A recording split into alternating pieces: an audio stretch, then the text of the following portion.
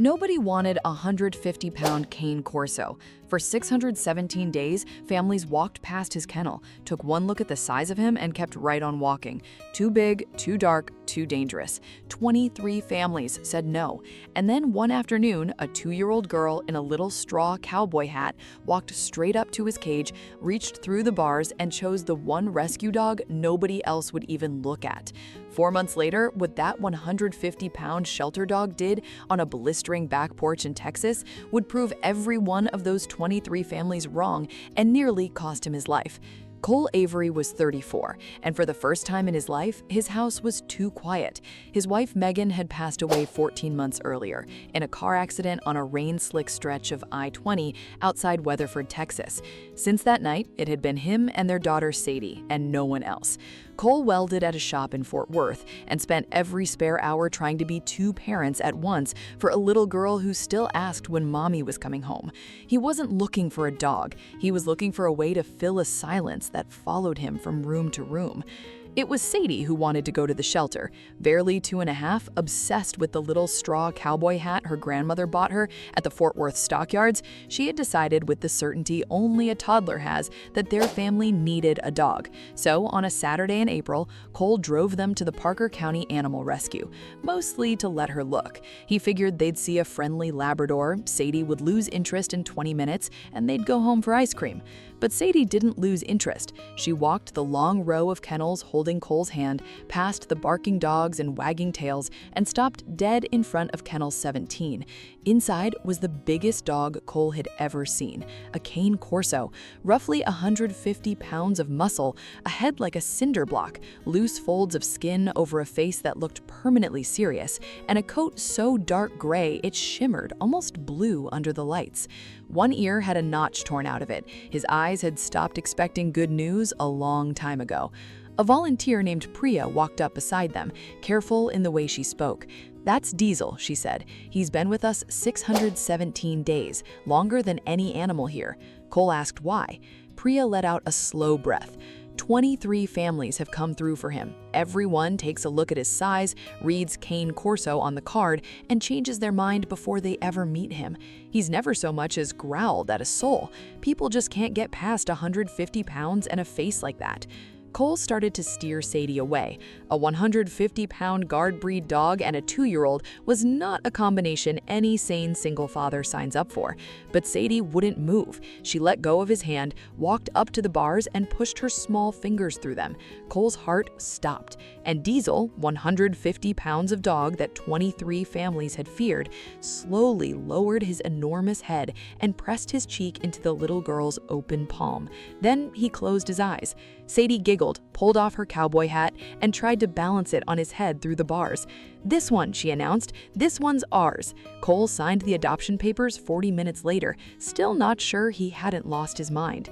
The first week was chaos. Diesel cleared the coffee table with one sweep of his tail, discovered the couch within 4 minutes, and claimed it like he'd paid the mortgage, all 150 pounds sinking the cushions to the floor. Cole bought him a $130 orthopedic dog bed. Diesel sniffed it once and went back to the couch. When Cole tried to move him, the dog opened one eye, sighed, and closed it again.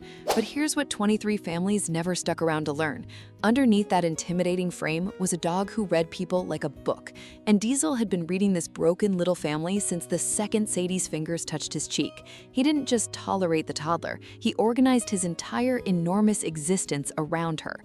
On hot Texas afternoons, when it climbed past 100, Diesel would drag Sadie's quilt to the best, coolest tile by the back door and lie down, and Sadie would curl against his side in the shade and nap with her cowboy hat tipped over her eyes. The neighbors weren't convinced. The Hendersons, 2 properties down, crossed to the far side of the gravel road whenever Cole walked Diesel past. A man at the feed store told Cole flat out he was crazy keeping a dog like that around a baby. Cole heard all of it. Diesel never reacted, just stayed at Sadie's side, calm and steady and enormous. A Cane Corso was bred over centuries for one purpose: to stand between the people they love and anything that might hurt them without ever being told to. Diesel didn't need training, he just needed someone to finally let him stay. And somewhere in those weeks, something in Cole started to heal too. For 14 months, he'd been drowning in a silence he couldn't fix. Real quick, if Diesel and Sadie have pulled you in and you still haven't subscribed, tap that button. It genuinely keeps stories like this one alive. Now, the house was full of a rescue dog the size of a small bear who snored like distant thunder rolling across the prairie and followed his daughter everywhere she went. Some dogs spend their whole lives waiting for one person to look past what they are and see who they are. Diesel had waited 617 days for the Avery family, and he wasn't about to waste a second of it. As weeks turned into months, Diesel became something the whole town started to notice. He walked 6 inches behind Sadie like a 150-pound bodyguard with a notched ear. When she wobbled near the porch steps, he was a wall before she got within 3 feet. Cole caught one moment on his phone. Sadie, asleep, using Diesel's flank as a pillow, her tiny cowboy hat resting on his shoulder. He posted it without thinking. It has 1.9 million views today. If you've ever loved a dog the world decided to fear, you already understand the bond this was. It wasn't loud. It was a 150-pound loyal rescue dog who had decided, quietly and completely, that this little girl was his entire reason for existing. The same dog 23 families had walked past. The same dog the whole neighborhood called dangerous. The same 150 pounds everyone swore was too much for a child. Nobody had any idea how wrong they were about to be proven. It happened on a blistering afternoon in late July, the kind of Texas heat that drives everything, including the snakes, looking for shade. Cole is at the side of the house, dragging the trash bins to the road. Sadie was on the back porch, 30 feet away, toddling toward what she thought was a coil of garden hose, her cowboy hat flopping over her eyes. Except it wasn't a garden hose. Diesel saw it before any human could have.